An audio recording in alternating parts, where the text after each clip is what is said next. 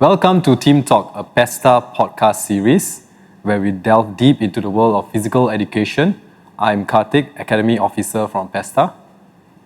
I am Irfan, Master Teacher Physical Education. Kai Yueh, Senior Academy Officer. Okay, so today we are here to discuss something that Kai Yueh really wanted to find out, right? Yeah. Today.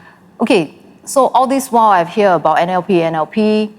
A while I have read up a little bit here and there, but I think getting into the practice, I do have some questions. And I know that Irfan, you have been doing quite a lot in this area, so I need you to advise me on like how to get started. Yeah. Okay. So Irfan, is really good that you came here for this podcast, right? Because Irfan just joined us this year, right, as a master teacher. Yeah. But Irfan, you might want to let us know what was your background in NLP first, and after that we can have a short discussion on how to help Kai Yueh.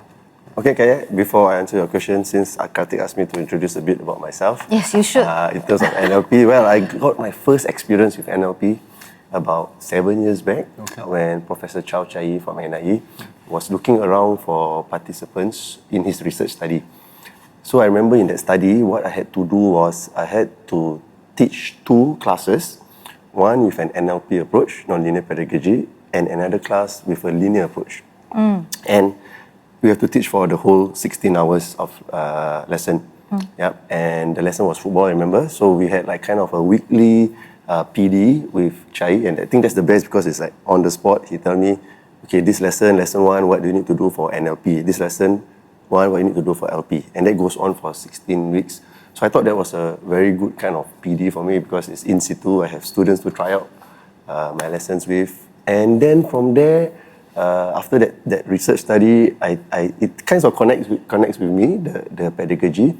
And then I decided to study it myself. And I'm towards the end of my study, or rather I've just submitted my thesis, and I'm waiting for the result of that. And in that 7 years where I study NLP, you read a bit more about it, and you talk to your supervisor, you had discussion with other academics, and I think it helps to enrich me a bit about the pedagogy, and I hope to share with the fraternity this knowledge for those who are interested like you. Yeah. Maybe hopefully at the end of this conversation, we can shed some light about NLP, and then hopefully it can also benefit the rest of the fraternity. So actually, you're the best person now to share, right? Definitely.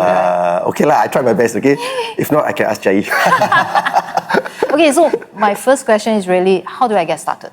I mean, I read, it's not like I never hear about it. Okay, sure. Read a little bit here and there. Okay. How do I get started? Okay, maybe for a start, it would be good to also know how do you usually teach a skill. So maybe you can give a context in terms of a skill of a game that you have taught before. Okay. And then maybe from there I can try to see how I can help you to be a bit more non-linear. Okay, I think all this while in my teaching, I adopt the games-based approach to guide me in teaching the students, because I believe that if my students can understand why is that skill useful in the context, in that tactical situation, then they will be more willing to do the practice. Okay, so usually it will start off with a game where I get my students to, in a modified game situation, like for example, football, let's say football, okay, territory invasion game. I need them to be able to appreciate passing to open players, or look for open spaces to dribble towards. Yeah. So then that first situation game, modified, it could be a 2v1, it could be a 3v2, just to get the students into this situation. Yeah, that they have a lot of issues trying to pass. They have a lot of decision-making opportunities where they must know who to pass to, where to go, that kind. Then after that, the questioning part is to guide them to understand.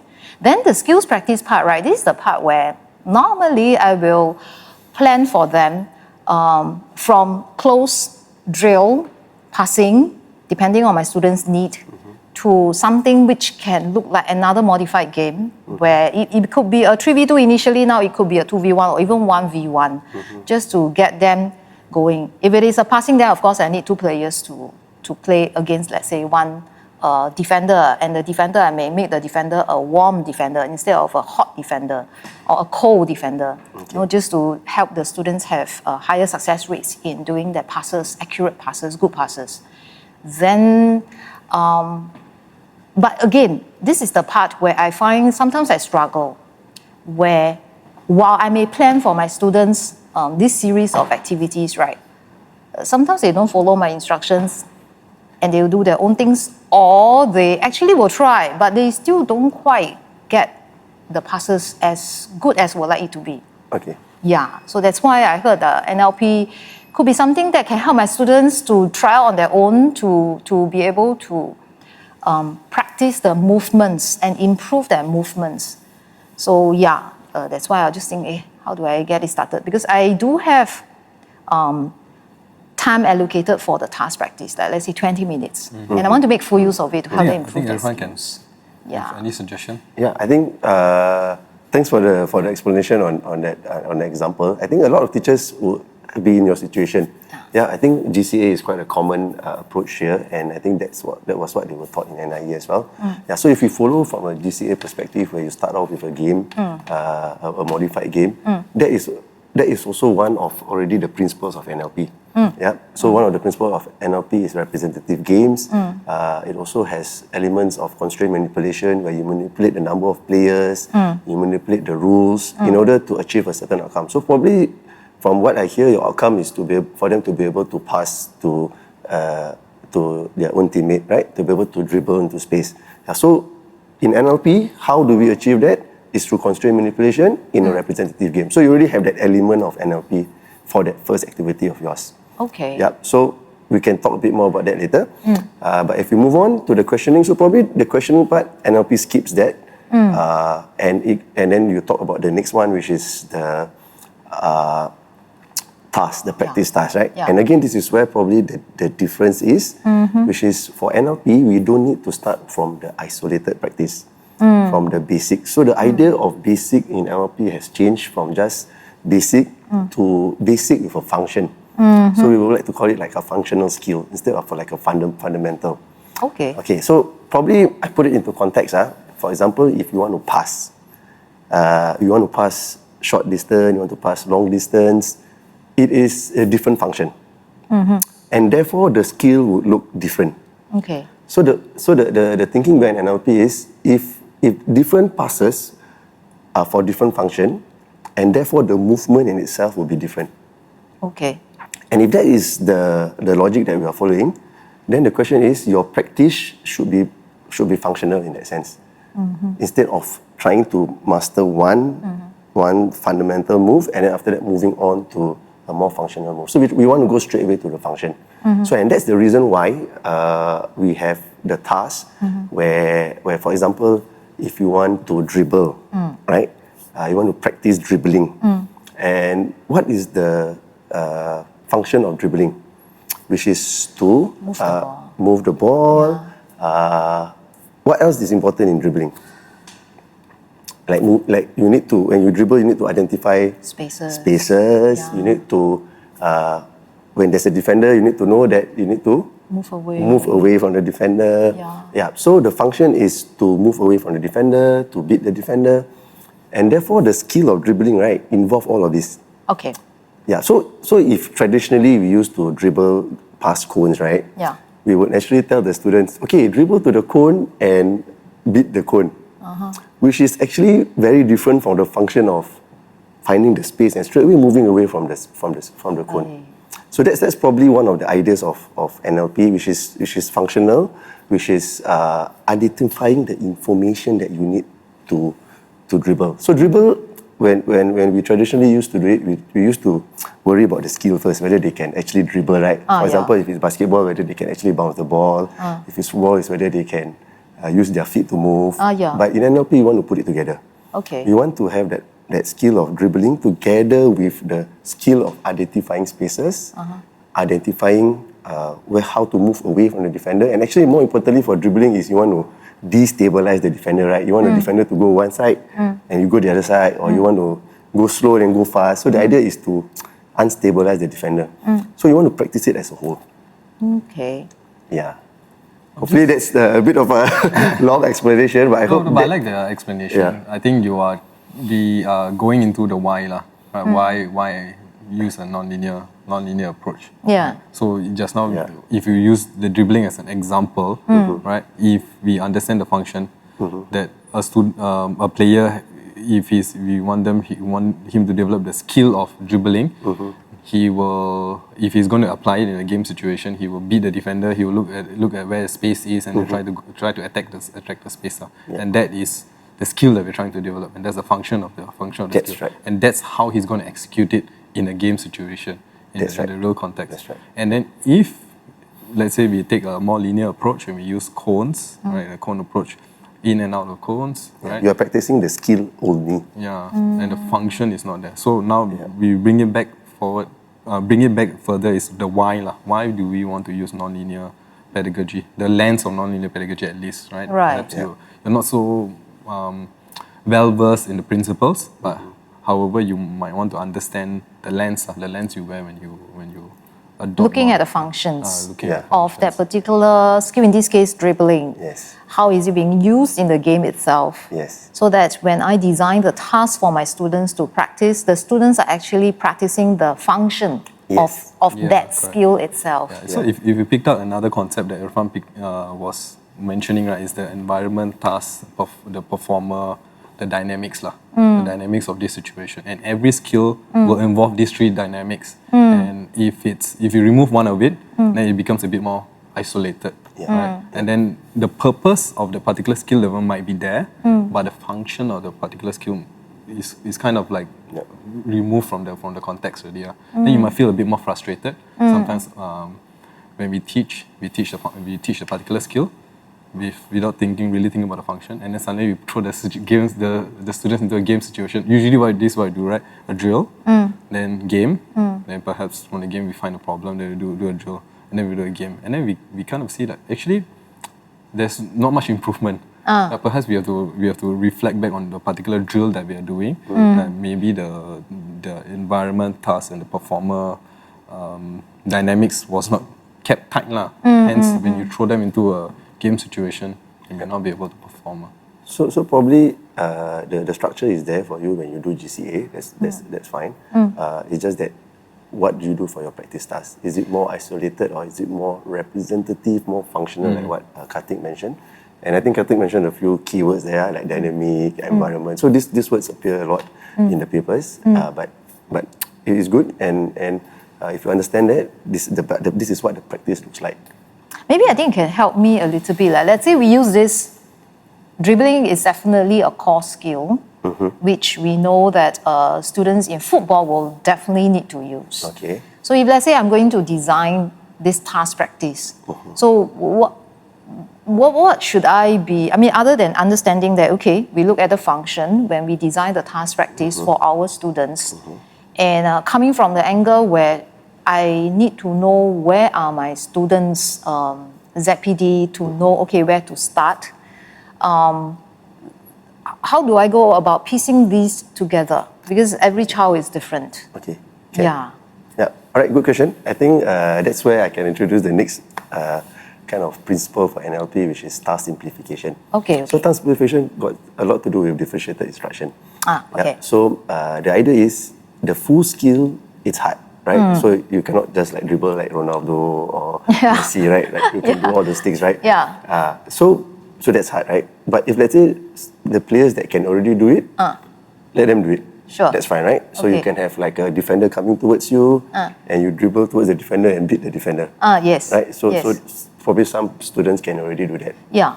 So probably some students maybe don't have that ability yet, or maybe they can't like control the ball properly even. Yeah. How do you do it, right? Especially for very, very beginners. Yes. How do you do it, right? Yeah. Yeah. So that's where we simplify the task. Okay. Okay, so simplify the task is a bit different from decomposing the task, which is Okay. what we talked about earlier with the cones. Okay. So task simplification means that you have to keep, like what the word used in the papers, information movement coupling. Okay, the information and the movement must be coupled, and that's what you need to keep in the task. So for example, the player still needs to know that there's a defender coming towards him, but you simplify it by maybe having the player walk towards him. So if someone walking towards you, it's easier for you to go past the defender. Create a bigger space.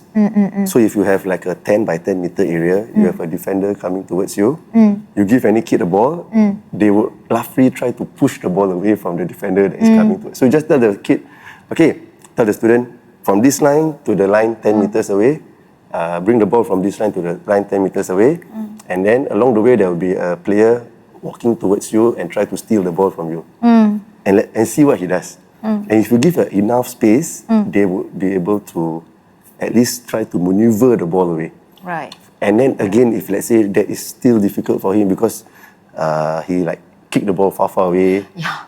So what can you do? Can you make the ball heavier? Oh. So maybe you can use like a futsal ball, right, where it doesn't bounce so much. So if you use volleyball, they can just kick the ball, go away so far away, right? Or if you use a lighter ball, which would help them in other purposes, which is the passing, because the ball lighter can go further in the passing. But actually, for dribbling, is counterproductive, right? Yes. Because it's like actually dribbling, you need a heavier ball. So you can modify the equipment, you can change the spaces, you can change the way the defenders comes in and moving a bit slower. But the idea is, in that practice, he tries to move the ball away from the defender. He knows at which point he needs to move away, and he knows that he has an objective, which is to go to the line, which is what it is in dribbling, which is to invade the space. And then we always think about the one that can't do it, right? Yeah. How about those that can do it? What can we do further for them, right? So this in NLP, we also want them to be able to do different things. Okay. Different things. So they must be able. So the word is flexibility and adaptability. They need to be able to do. So one example would be, right, what I mean by different things, right? Why is your practice always defender coming from the front? How about defender coming from the left? What would you do if defender from the left and you need to go there? What would you do if the defender comes from the right? So you give different situations. So maybe defender comes from the back. Then your dribbling is different, right? Yeah. So the idea of putting them into different situations, like for example, that's one example. Another example will be, maybe you can practice your dribbling on the right side of the pitch. Then they also practice dribbling on the left side of the pitch. So it can be basketball, can be football, right? So just practice dribbling on different areas of the pitch. That will give them different movement solutions. Okay. For those that can, so that's the simplified task, and then for the rest, you can try to change the task a bit. You know, as you're mentioning about modifying the space, the players' movement, whether they are fast or slow down, whether equipment, what do we actually change? Can we use alternative equipment? Yes. Yeah, I mean, all these are actually what I have always been doing when I use game-based approach. But I learned something where you can actually try to make it, we usually say extension to a game, but here I learned that I can also extend the practice for the students who are highly skilled. Yes. Yeah, because in the class, I do have, like what you mentioned, I have students who already can dribble, they can control the ball very well. Yeah, but and here you are teaching me that, okay, actually we can present different situations for the students to solve within the task practice itself. Yes. Yeah, so I shouldn't be so fixated with the idea of it's a task practice, but it can be a task practice in a different situation. Yes. Right. Yeah. Okay. Because that's what they're going to face in the game. Yeah. In the game, there's different situations. Yeah. So we try to expose them to as many situations as possible. Okay. Yeah. Yeah, I mean, just to add on, sometimes it might feel a bit overwhelming, right? Because in a particular group itself, the skill level of the students can be very differing, right? So one thing I learned from observing other teachers, right, and also trying in my class, actually you throw back the situation back to the students, right? Okay, the lesson objective is for everybody to be able to beat the defender, to dribble, right? You don't change the context at all, right? We try not to decompose, right? We don't introduce a cone, right? And then say that the student has achieved lesson objective. But within the group, we say that everybody must be able to do it. Some of the ways you can modify, you give suggestion, I can make it bigger, you can change the equipment. I brought up different type of ball, you can change the equipment, or you can make the defender more not so co-defender. Co-defender, right? Yeah. More passive defending. Yes. Right? That's a positive. Throw it back to them, and then you can see that actually they might form their own solutions. Sometimes they might even surprise you. This guy is very good, so we're gonna have 2 defenders. That's also okay. Yeah. Right? Yeah. Then let's see how they do it, right? So on top of flexibility that Irfan mentioned, right? Actually, you're giving the opportunity to be inventive. Yes. In their thinking as well, right? Yeah. Then from our perspective, it's I don't need to design, like if I have 40 students, I need to design 40 tasks. It's just giving the students some space to be more inventive in their thinking. I think that can be one way. Yeah, actually touching on what you said about the different equipment, getting to be inventive, and also linking to what you said about you have been trying to do this, right? So one more idea, right, that you can have with non-linear pedagogy, right, with regards to the flexibility of skills, right, as they try different type of balls, right, it offers them a different opportunity to do things. For example, if you just give a tennis ball to them, right, you would see them dribble in a different way. Okay. Right, they would what happens if you use a tennis ball to do? You use your soul a bit more, right? Because you cannot use your inside foot, outside foot. Correct. So that is actually encouraging them to use a different part of the ball. Different part of the foot. So instead of telling them, okay, everybody use the sole of the foot. To a boy, when do I use the sole of the foot? When do I use inside? When do I use outside? There's no function to it. But if I give them a tennis ball, they would naturally use the sole because it's easier for them to control. Right? Yeah. And then if you use, so when you mention about change of equipment, it brings back to the principle of functional variability. So there is variability in their practice. Yeah. So and that could be for the beginners as well. Right? So they can also practice with a tennis ball, even though it might be harder, but you might suddenly see them using a different part of their foot to do it. Yeah. So the intent is slightly different this time around. It's not to simplify the task, but to expose them to more movement pattern. Okay, maybe you want to think about from a non-linear perspective, right? How would you give instructions and feedback? Right now that you thought about, you kind of have the concept already, right? How do you design some of your activities? You do have the idea. What kind of language would we use for instructions and feedback if you're using a non-linear approach? Do you have any? Okay, I remember what I read about attentional focus, that I should help my students be able to maintain their attention to, in this case, if I'm not wrong, it should be on the function of outcome. the outcome of that movement that we are looking for. So that's one. Then in my habit of teaching, because I use GBA quite a fair bit, so actually I ask a lot of questions. Is that happening in NLP as well, that you use a lot of questions to guide rather than tell them a direct answer instead? Okay, interesting question there. Yeah. Talking about question.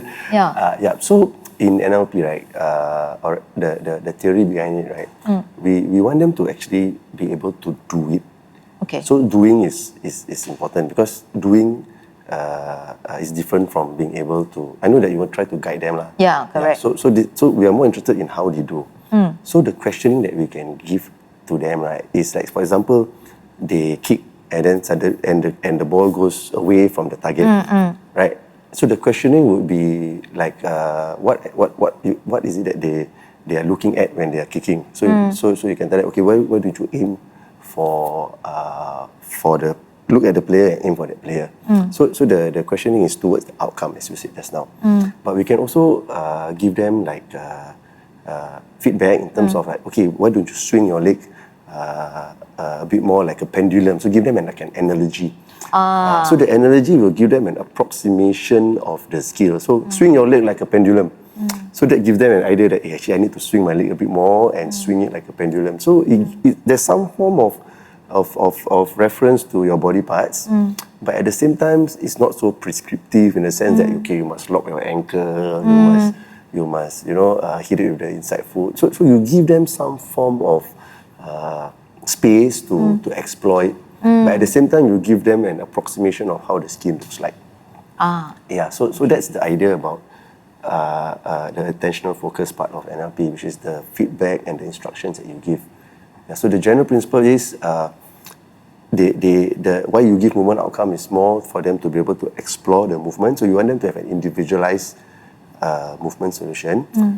So even skills looks a bit more close, right?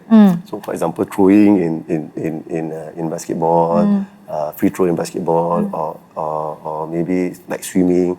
So the studies, right, have shown that even for the core skills, no two throws are the same.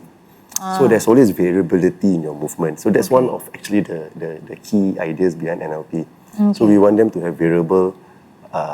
We want them to expose to the variable movements. So that is the reason why you won't use, like, let's say basketball shooting, like what you were saying. I think a lot of us will say, okay, let's use the BEF.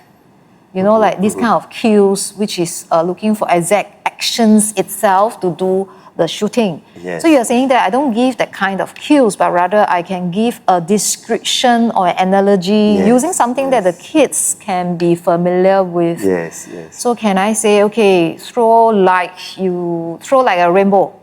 That the ball is flying in a rainbow into the hoop. So they focus on the outcome. So actually, since you give the example, right, another nice analogy for that, put like how you want to put cookie in a cookie jar. How you want to put the cookie in a cookie jar. Okay. Like that, right? Yeah. Okay. So they will do something like that. Yeah. So you give them an approximation again of how the skill is being done. Right. Yeah. Because the reason behind that is, as I mentioned just now, right, no two throws are the same, even for the same person. So imagine like you are throwing. Actually, it looks the same, right? But actually, it's different every time you throw. Because it's like, sometimes you are tired. Sometimes you maybe at the different parts of the game you have different ways to throw. Or maybe if it's like last minute and you need to get the points, you might throw differently. So the point is to practice in a slightly different way.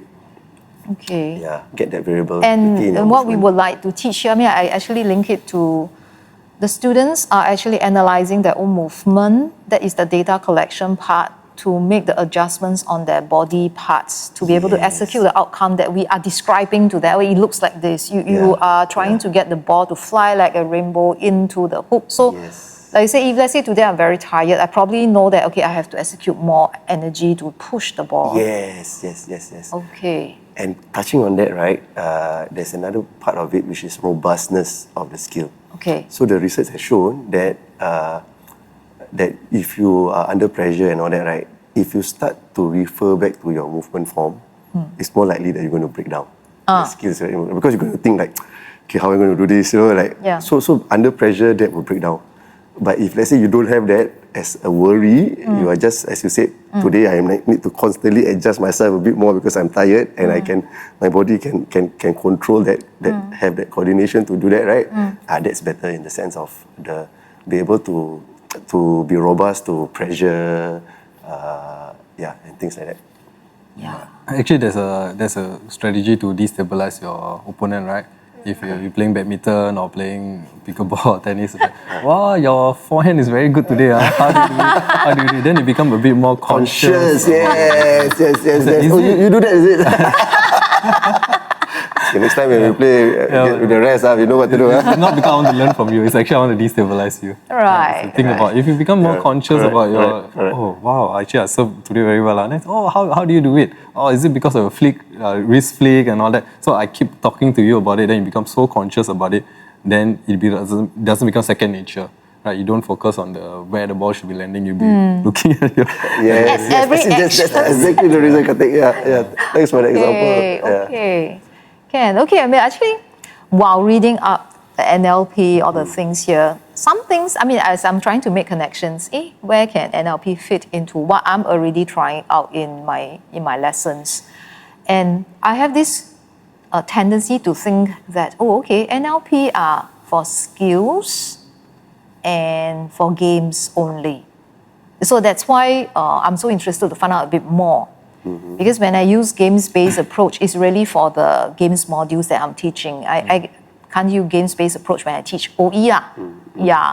So then just now I shared with you all that the part where I would like to find out more is how can I use NLP to fit into the task practice part.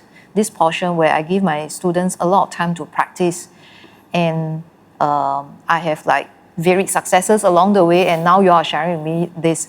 So am I right to say that NLP is skills for games, to practice, to improve the skills for games? Yes, you're right in that sense. We can improve the tasks that we can design for skills purposes. Yeah, so you as we have discussed earlier, what are the things that we can do for the skills, but it can also be used for like teaching concepts and concepts of the games. Yeah, so it's about, that will be more about manipulating the constraints.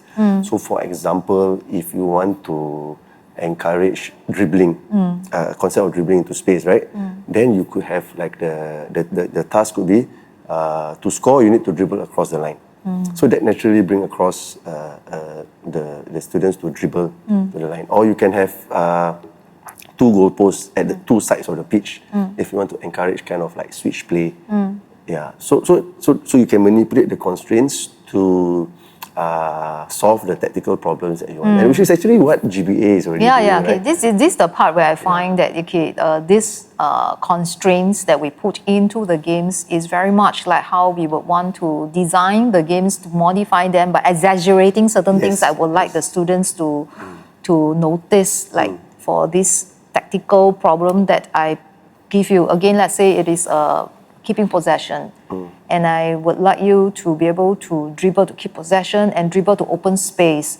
So it could be in the same situation like what you have mentioned just now, where they dribble past the line to score. It could be something that I use in my game design. Used in your game design. Right. Yeah. Where else can I actually use NLP? So probably another example where we have very similar practices in terms of NLP and GPA, right, is the classic netball game, right? Where we want to encourage the students to, for example, badminton, tennis, pickleball. You want to encourage long passes, right? Then you have a narrow court, right? So in GBA, that's like exaggeration of the court, right? So in NLP, it's a constraint manipulation, so that if you see a narrow court, then the students will identify that the space is front and back. Yeah. So the idea of constraint is to create boundaries. So when you have that boundary, then you get the students to explore how we want to solve that problem. And it's the same with the white court. Yeah. So now when we have a white court, now the student identify that the space is actually on the left and right. So the idea behind it is the same, right? It's creating the boundary so that now I can allow the student to explore. I mean, other contexts are learning content areas that I've seen teachers use NLP is the learning of dance, learning of gymnastics, because it's again, especially dance, it's you want to encourage creativity, you want to encourage students to be more expressive. So you can use again attentional focus, but not just on the use of the outcome of the movement, but perhaps you can attach emotion to the particular movement. Then you're not very prescriptive already, right? You say, how do you express yourself to be happy? Then instead of you telling them, okay, everybody jump for joy, right? But when you say express happiness, then they'll be doing a lot more creative things other than just jumping. Then you encourage the creativity that's required for the dance.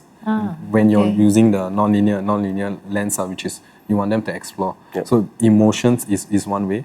Actually, I mean, going a bit off topic, when we talk about top tier performance, actually emotions is something that you will need to think about when you want to think about top tier performance as well. And you can isolate it, right? And then if you think about, okay, like running a CCA, right, and you don't have any pre-match routine to talk about the emotions or use of imagery, right? Or even friendly games before that. Then they never had the session, right, to actually have the experience the emotion aspect of the particular skill execution. It's not isolated, right? It's part of the environment.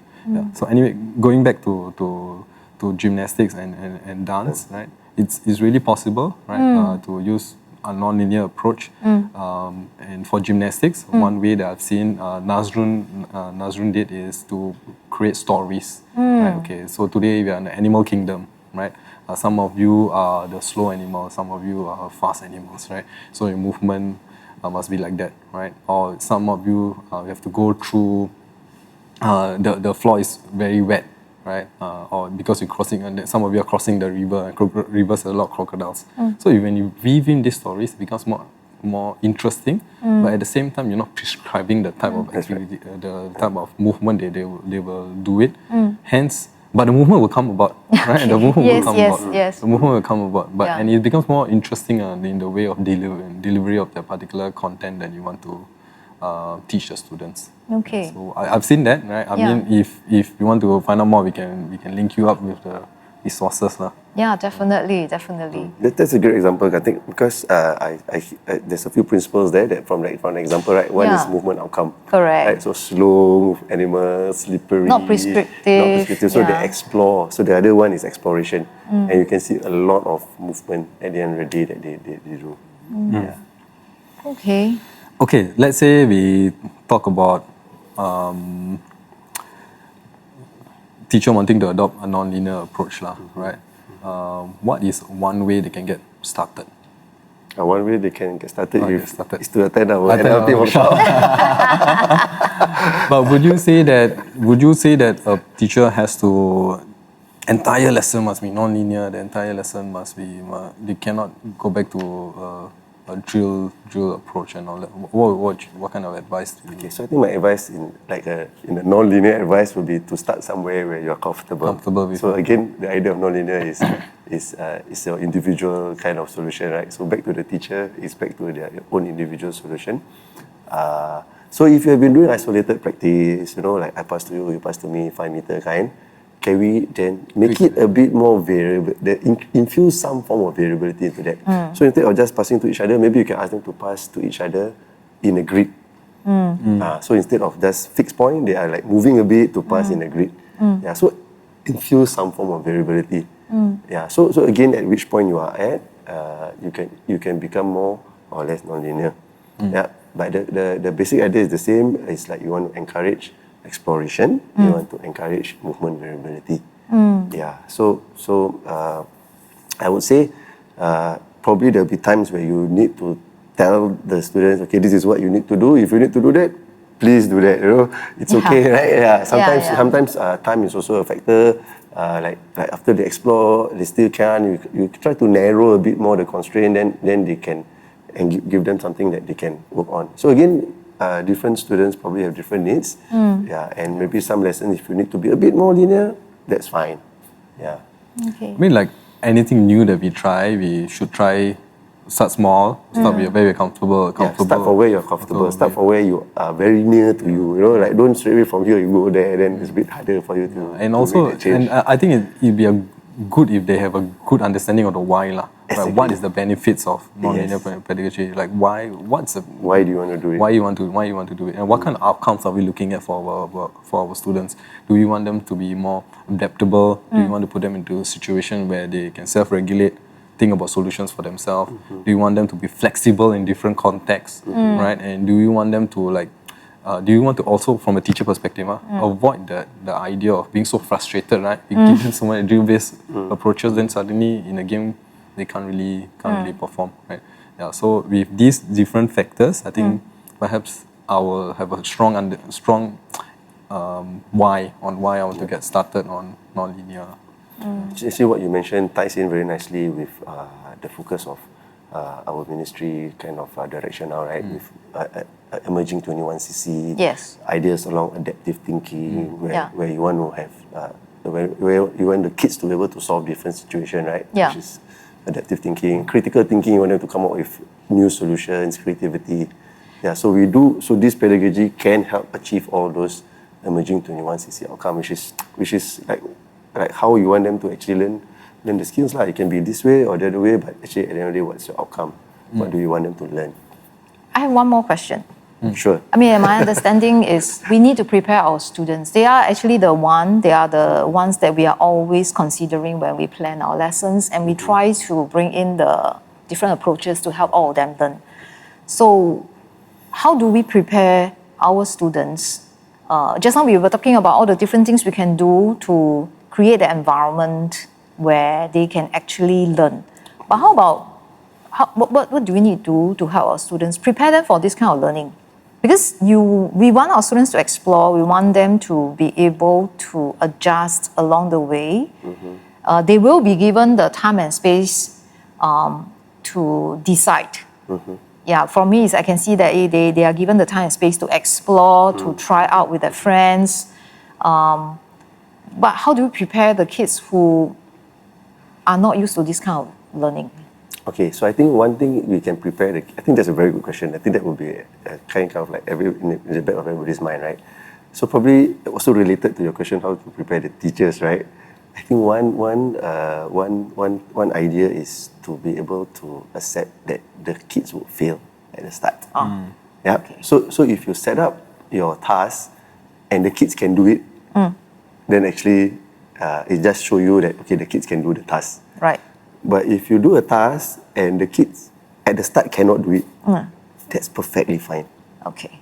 Right? Because if they cannot do it, then there's room for them to improve and do. Right. And it's how you scaffold towards there. Right. So probably both for students and for teacher is to be able to accept that, okay, this one, the kids cannot do it.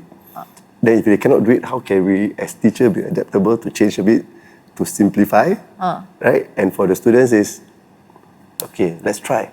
Let's give them the cues, give them feedback, help them by simplifying the equipment a bit more. Yeah, and along the way they struggle to do it a bit more. That's fine, right? And that's where resilience comes in. And the learning is in the struggle. Yeah, learning is a bit as you said exactly, right? Yeah.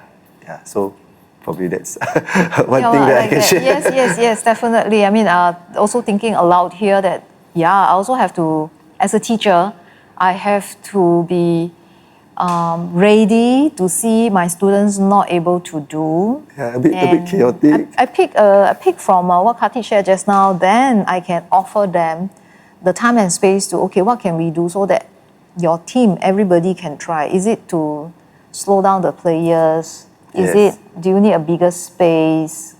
Or behavior board. do I need to offer you a different equipment, try a different equipment first so that you can decide? Yeah, but all this, the students will still have a lot that time and space to move and practice. Yes. Yep. Yeah. I mean, one thing that we shouldn't de-link away from, right? It's actually assessment is always taking place. DI is always taking place when we use NLP, right? Because we're constantly assessing whether the student can do it or not. If cannot do it, then we can throw it back to them, or we can give them some suggestions on bigger area can, or a colder defender possible. Right? So there's assessment taking place, and at the same time, because we're assessing, the task is differentiated for the student. So we are like through nonlinear pedagogy, a lot of different aspects of SFET is covered, right? Yeah. So you don't need to do anything that is separate. Right? I think the affordances of the pedagogy that we use will be able to have all these areas covered. Yeah. Well, thank you very much. Today I learned a lot. Thank you. We'll be trying out, definitely looking at when I design my task practice, looking at how I can allow my students to explore. Yes. Looking at bringing in things like attention focus to help my students be able to look at the outcome and try. Yep. Yeah, and of course, keeping in mind that particular task practice, there is the outcome, the functions of that. Why are we doing, let's say dribble, why are we doing this dribbling? Or is it a pass? Why are we doing the pass? That's right. Yeah. I mean, if you along the way, if you find any kind of challenges, Irfan is always here, right? Yeah. Always happy to help. And then there's also for the listeners out there, if you would like to learn more about nonlinear pedagogy, we have 2 workshops. One in July, and one in May, that is for our primary school teachers, and one in July, that is for our secondary and pre-U teachers. Do join us. You can sign up via Opal, right? The course is called Nonlinear Pedagogy, Teaching of Games in PE, right? If you'd like to find out more from us at a personal level, you can drop myself or Irfan an email, and then we will be glad to help you out, right? With that, we will end this podcast, And if you have any feedback or suggestions on future topics or any feedback on today's topic, do drop us a DM on our social media accounts. We have a new PESTA Instagram account. Please follow us. We also have a PESTA Facebook group which has over 2,000 teachers. Do join us if you have not joined us. Right. With that, I'd like to thank Kai Yueh and Irfan for Thanks, today. Karthik. Thank Thanks, you. Kai Yueh. Thank you. Thank you so much. Right.